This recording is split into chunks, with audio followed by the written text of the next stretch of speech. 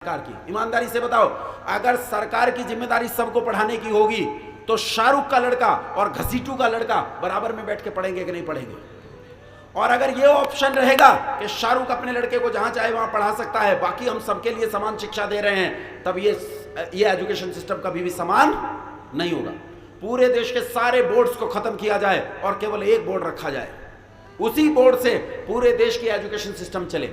12वीं कक्षा तक संस्कृत शिक्षा को अनिवार्य रूप से लागू किया जाए। इस देश के पिछले वित्तीय वर्ष का जो कुल टोटल बजट है भारत का, वो 36 लाख करोड़ का है। कितने का है? क्या 4-5 लाख करोड़ रुपए इस देश के एजुकेशन स्ट्रक्चर पर खर्च नहीं किए जा सकते? किए जा सकते। बचाएं इस देश को। यदि आपने नहीं बचाया मित्रों, बंधुओं, तो निश्चय पूर्वक कहता हूं, वो दिन दूर नहीं जब इस देश का दोबारा विभाजन होगा, जब ये देश दोबारा टूटेगा और फिर से इस देश के टुकड़े टुकड़े बनेंगे। आओ मिलकर अपनी मातृभूमि को बचाएं। इसलिए बचाएं कि ये मेरी मातृभूमि है। नाम सुना है लॉर्ड मैकाले का? सुना है?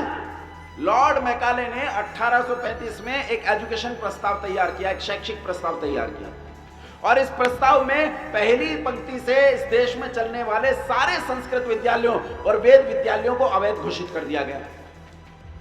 इन्हें राज्यों से और आम आदमी से और व्यापारियों से आने वाली फंडिंग रुक गई, जिसके अभाव में इस देश में रहे सहे गुरुकुल भी नष्ट हो गए। और तब एक कमाल की घटना घटी। ये ध्यान से सुनो, ये आश्चर्यचकित कर देने वाली घटना है। घटना ये घटी कि कुछ लोग संस्कृत और वेद का मोह नहीं छोड़ पाए। उन्होंने कहा, अगर हम गुरुकुल नहीं चला सकते तो मैं अपनी संतान को तो पढ़ा सकता हूं। मुझे मेरी संतान को तो वेद और संस्कृत पढ़ाने से कोई रोक नहीं सकता। उन्होंने अपनी संतान को संस्कृत और वेद पढ़ाना शुरू किया। बाकी लोग शिक्षा में उनकी तुलना में हीन होते चले गए और ये ऊंचे होते चले गए। इसी शैक्षिक अंतर ने पैदा किया आर्थिक अंतर, और इसी आर्थिक अंतर ने पैदा किया एक सामाजिक अंतर, और इसके आधार पर ऊंच नीच, छुआछूत, ये सब जन्म लिए। 1927 में अंग्रेज सरकार साइमन कमीशन लेकर आई, और साइमन कमीशन में पहली बार इस देश में जातियों को किसी सरकारी दस्तावेज में उल्लेखित किया गया। इससे पहले इस देश में जातियां नहीं थी, वर्ण व्यवस्था चलती थी। मतलब जो तेरी योग्यता है तू उसी वर्ण में माना जाएगा, जन्म से कोई अंतर नहीं आता। मैं ये नहीं कहता कि यह 1835 या 1927 में लागू हुआ।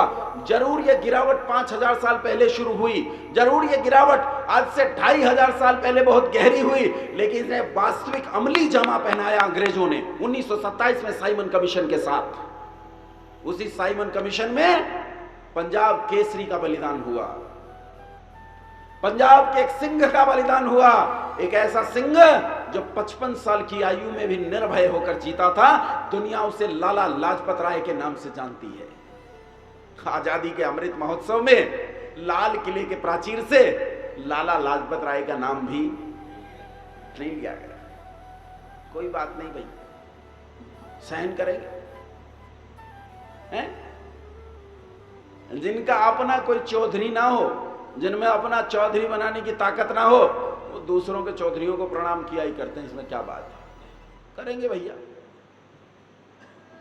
लेकिन ये आजादी का अमृत महोत्सव नहीं हो सकता जिसमें लाला लाजपत राय का नाम न लिया जाए, जिसमें दयानंद का नाम न लिया जाए। उन्होंने जो नष्ट किया वो ये किया कि आपकी हॉस्टिल एजुकेशन को नष्ट कर दिया, और आपकी एजुकेशन बन गई घर से जाने आने वाली, जिसमें बच्चा हर गंदी चीज सीखता है। ये है ना आपके हाथ में ये मोबाइल, ये मोबाइल, इसमें 90% पोर्न है, 90% अश्लीलता है। केवल अश्लीलता के सिवाय कुछ नहीं। आप देखना ना भी चाहो तो भी दिखाएगा।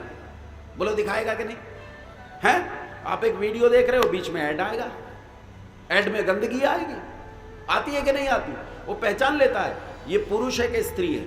आपको पता है इसमें एक आर्टिफिशियल इंटेलिजेंस होता है जो ये जानता है कि मुझे जो इस्तेमाल कर रहा है वो पुरुष है या स्त्री है, और फिर आपको उसी तरह की गंदगी दिखाई जाएगी जैसी गंदगी आपको रुचिकर हो। वो मोबाइल आपके हाथ में है, और उस मोबाइल का परिणाम यह है कि दिल्ली के अखबार की खबर छपी जब वो कोरोना काल में ऑनलाइन एजुकेशन चली कि 7वीं कक्षा के बच्चे ने 6ठी कक्षा की बच्ची के साथ रेप अटेम्प्ट किया। बच्चे को क्या पता रेप क्या होता है, लेकिन किया गया क्योंकि उसने ये गंदगी कहीं से सीखी थी। तो बंधुओं, अगर आप इस देश को बचाना चाहते हो तो आपको एक काम करना पड़ेगा। मेरा एक प्रस्ताव है सरकार के लिए मैं सरकार के सामने इस प्रस्ताव को रखूंगा, सरकार से कहूंगा इस प्रस्ताव में गलतियां निकालो, अगर इसमें गलती है तो इसे फाड़ कर कूड़े में फेंक दो, और अगर गलती नहीं है तो लागू करो। तुम लागू नहीं करोगे तो मैं सड़क पर उतरूंगा, जन आंदोलन खड़ा करूंगा, लेकिन मैं इस देश के एजुकेशन सिस्टम को बदलूंगा। मैं बदलूंगा इस देश के एजुकेशन सिस्टम को, और बदलना पड़ेगा इस देश के एजुकेशन सिस्टम को। मेरा प्रस्ताव यह है कि इस देश में जितने संस्थान चल रहे हैं उनमें दो प्रकार के संस्थान हैं। एक वो जो इस्लामिक स्टडीज पढ़ाते हैं यानी मदरसे, दूसरे वो जो क्रिश्चियनिटी पढ़ाते हैं यानी स्कूल्स। जितने स्कूल्स हैं जिसमें आप सब पढ़ते हो, +2 तक के स्कूल चाहे कोई हुए, वो सारे स्कूल्स क्रिश्चियनिटी पढ़ाते हैं। और जितने मदरसे हैं ये सब इस्लामिक स्टडीज देते हैं बच्चों को। ये दोनों सारे मदरसे, सारे स्कूल तत्काल प्रभाव से बंद कर दिए जाएं और इनके स्थान पर खड़ी करी जाए हॉस्टल यानी बोर्डिंग स्कूल एजुकेशन। इन सारे स्कूलों को बोर्डिंग स्कूल में तब्दील किया जाए, और जब स्कूल बोर्डिंग स्कूलों में तब्दील हो जाएंगे बंधुओं, तब आपके देश में कम से कम वो परिस्थिति आएगी जिस परिस्थिति में गुरुकुलों में बच्चे जाकर पढ़ते थे। अच्छा मुझे एक बात बताओ, स्कूल बसों में बच्चे जाते हैं, रिक्शा में बच्चे जाते हैं, बाइकों पर जाते हैं, साइकिलों पर जाते हैं, ये बताओ रोड एक्सीडेंट में बच्चे मरते हैं कि नहीं मरते? सारे बच्चे बोर्डिंग में चले जाएंगे, कोई मरेगा? बोलो मरेगा क्या कोई? इन्हें लाने ले जाने में ट्रांसपोर्टेशन में जो हजारों करोड़ लीटर डीजल खर्च होता है, हजारों करोड़ लीटर होता है कि किलोमीटर होता है? डीजल को किस में नापेंगे? चलो राहुल गांधी से पूछेंगे बाद में कि डीजल को किलोमीटर में नापें या लीटर में। हजारों करोड़ लीटर डीजल जो इन बच्चों को लाने ले जाने में खर्च होता है, बोलो वो बचेगा कि नहीं बचेगा? हाँ ना बोलो, बचेगा कि नहीं बचेगा? लेकिन मैं इससे आगे की बात बता रहा हूं। मेरा प्रस्ताव यह है कि सब बोर्डिंग स्कूल एजुकेशन में पढ़ें। लड़कों के बोर्डिंग स्कूल अलग और लड़कियों के बोर्डिंग स्कूल अलग, और अलग अलग रहकर पढ़ें। इनमें सारी शिक्षा, सारी एजुकेशन फ्री ऑफ कॉस्ट हो। एक पैसा माता पिता खर्च नहीं करेंगे, एक इकन्नी माता पिता खर्च नहीं करेंगे। टॉफी से लेकर विदेश यात्रा तक का खर्च किसकी जिम्मेदारी? सरकार की। ईमानदारी से बताओ, अगर सरकार की जिम्मेदारी सबको पढ़ाने की होगी तो शाहरुख का लड़का और घसीटू का लड़का बराबर में बैठ के पढ़ेंगे कि नहीं पढ़ेंगे? और अगर ये ऑप्शन रहेगा कि शाहरुख अपने लड़के को जहां चाहे वहां पढ़ा सकता है, बाकी हम सबके लिए समान शिक्षा दे रहे हैं, तब ये एजुकेशन सिस्टम कभी भी समान नहीं होगा। पूरे देश के सारे बोर्ड्स को खत्म किया जाए और केवल एक बोर्ड रखा जाए, उसी बोर्ड से पूरे देश की एजुकेशन सिस्टम चले। 12वीं कक्षा तक संस्कृत शिक्षा को अनिवार्य रूप से लागू किया जाए ताकि हमारे बच्चे calculus, algebra, trigonometry, quantum physics, astrophysics वो पढ़ सकें जो मेरे पूर्वजों का लिखा हुआ है, जो मेरे पूर्वजों का दिया हुआ है। अरे नासा में बैठकर वो लोग लीलावती पढ़ते हैं। लीलावती गणित का ग्रंथ है जो आचार्य भास्कर ने लिखा था। वो दीर्घ सिद्धांत भास्कर और लघु सिद्धांत भास्कर पढ़ते हैं जो मां लीलावती ने लिखे थे, जो ट्रिग्नोमेट्री और ज्योमेट्री के अद्भुत ग्रंथ हैं। उन ग्रंथों को वो वहां पढ़ते हैं और हमारे स्कूल में पढ़ाया जाता है डेविड मिलर और न्यूटन। क्यों भाई? मेरे बच्चे क्यों ब्रह्मगुप्त ना पढ़ें? वो आर्यभट्ट को क्यों ना पढ़ें? वो वराहमिहिर को क्यों? चाहे छात्र हो चाहे छात्रा, हर एक के लिए सैनिक शिक्षा 12वीं कक्षा तक अनिवार्य रूप से लागू, तब इस देश की सुरक्षा सुनिश्चित होगी। नहीं तो सर तन से जुदा और तन सर से जुदा के नारे लगेंगे इस देश में। मैं तो ये भी कहता हूं, जिन्हें सैनिक शिक्षा पूरी हो जाए उनके लिए हथियार लाइसेंस फ्री हो, कोई लाइसेंस लेने की जरूरत नहीं, वो हथियार रख सकते हैं, ये किया जाए। इसके अलावा ये जो पूरा बोर्डिंग स्कूल एजुकेशन सिस्टम है ये फ्री ऑफ कॉस्ट हो, ये मैंने आपको बता दिया, सारी जिम्मेदारी सरकार की हो। ये मेरा सरकार से प्रस्ताव है। अब इसमें लोग कहेंगे क्या बात कर रहे हो भाई साहब, बहुत पैसा लगेगा। तो पैसा हम देंगे, हमसे ले जाओ, जितना पैसा लगेगा सारा पैसा मुझसे ले जाओ। अब लोग हंसते हैं, लोग कहते देखो गरीब भूखा ब्राह्मण है, अपने गुरुकुल के 50 बालकों को पढ़ाने के लिए तो भिक्षा मांगता है, और ये कहता पूरे देश के एजुकेशन स्ट्रक्चर का पैसा दूंगा। हाँ दूंगा, पहले भी तो दिया था मैंने, याद करो। भूल गए? लेके कोई याद नहीं रखता भाई, खा के कोई याद नहीं रखता, दे के सब याद रखते हैं, लेके कोई याद नहीं रखता। अरे दिया था कि नहीं दिया था? कब दिया था? आज से 2500 साल पहले इस देश पर एक विश्व विजेता ने हमला किया था, नाम था सिकंदर। और उस समय जब इस देश में उसका मुकाबला करने के लिए कोई न था, तब किसी ऐसे ही गुरुकुल से एक लंगोटी वाला अध्यापक निकला था, जिसके शरीर पर ऊपर केवल जनेऊ था, उसके पास उत्तरीय तक के लिए धन नहीं था, लेकिन उसने कहा मैं इस सारे देश को बचाऊंगा और पूरे राष्ट्र को चक्रवर्ती साम्राज्य दूंगा, ऐसा एक छत्र साम्राज्य दूंगा जो अजय होगा। बोलो, उस समय एक ब्राह्मण खड़ा हुआ था कि नहीं खड़ा हुआ था? क्या नाम था उसका? आचार्य चाणक्य। बोलो, पैसा दिया था कि नहीं दिया था? भूल जाते हो, दिया था कि नहीं? तो आज भी देंगे। मैं बताता हूं पैसा कहां से आएगा। पूरे देश में ये बोर्डिंग स्कूल एजुकेशन यदि खड़ी करें आप, तो पूरे देश में पहले से एक स्कूलिंग एजुकेशन स्ट्रक्चर खड़ा है। इन्हीं भवनों का, इसी इंफ्रास्ट्रक्चर का इस्तेमाल किया जाए और इसी इंफ्रास्ट्रक्चर को खड़ा किया जाए बोर्डिंग स्कूल में। उसमें कितना खर्च आता है? मैं छोटा था तो JNV में पढ़ता, जवाहर नवोदय विद्यालय, उसमें पढ़ता था। एक जवाहर नवोदय विद्यालय खड़ा करने में 20 करोड़ रुपए का खर्च आएगा। 4000 विधानसभाएं इस देश में, मोटा मोटी हैं तो 4100 कुछ, लेकिन मोटा मोटी कह रहा हूं 4000 विधानसभाएं हैं। हर विधानसभा में अगर एक JNV, एक जवाहर नवोदय विद्यालय खड़ा किया जाए तो 20 करोड़ की गुना करो 4000 में, बनता है 80,000 करोड़ रुपया। कितना बनता है?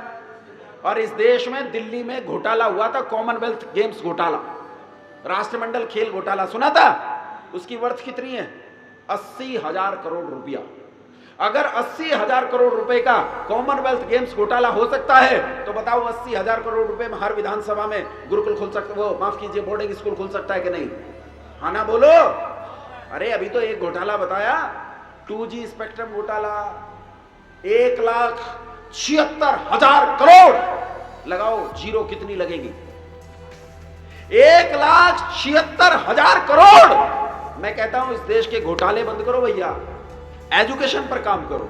इस देश के पिछले वित्तीय वर्ष का जो कुल टोटल बजट है भारत का, वो 36 लाख करोड़ का है। कितने का है? क्या 4-5 लाख करोड़ रुपए इस देश के एजुकेशन स्ट्रक्चर पर खर्च नहीं किए जा सकते? किए जा सकते। यही मेरा प्रस्ताव है और इसी प्रस्ताव के लिए मैंने पूरे देश में एक मुहिम चला रखी है और उस मुहिम को मैं अपने गुरुकुल से ही चलाता हूँ। एक गूगल मीट चलाता हूँ, क्योंकि आपके पास आता हूँ तो इतने सैकड़ों किलोमीटर चल के आना पड़ता है, फिर आदमी सैकड़ों मिलते नहीं हैं, कई दिन खर्च होते हैं, तो मैं गुरुकुल से इसे चलाता हूँ। आजकल टेक्नोलॉजी ने काम को आसान कर दिया है। हम लोग एक गूगल मीट चलाते हैं, गूगल मीट। इस गूगल मीट में पूरी दुनिया से ग्लोबली सैकड़ों लोग जुड़ते हैं, 500 लोग जुड़ जाते हैं इस गूगल मीट में। और ये गूगल मीट शाम को 7:50 पे शुरू होती है और 7:50 पे शुरू होके ये लगभग 9 बजे तक चलती है। प्रतिदिन हम इस गूगल मीट को चलाते हैं और इसके माध्यम से हमने इस देश के 17 राज्यों में पहुंच बनाई है और उन 17 राज्यों में हम इस शिक्षा प्रस्ताव को साझा कर चुके हैं। इसके अलावा देश के बाहर लगभग 11 देशों में हम इस एजुकेशन पॉलिसी को बाहर के लोगों से साझा कर चुके हैं और लोग हमारे साथ काम करने के लिए तैयार हैं। बोलो, अगर इस एजुकेशन पॉलिसी के लिए लड़ा जाए तो साथ दोगे कि नहीं दोगे? बोलो, दोगे कि नहीं? मैं ये नहीं कहता हूं कि तुम्हें मेरे साथ आकर दिल्ली लाठी खाने की जरूरत है, ये नहीं कहता हूं कि कहीं आंदोलन होगा तो वहां पुलिस से पिटने की जरूरत है। तुम अपने घर में रहना, लड़ूंगा मैं, तुम अपने घर में रहना।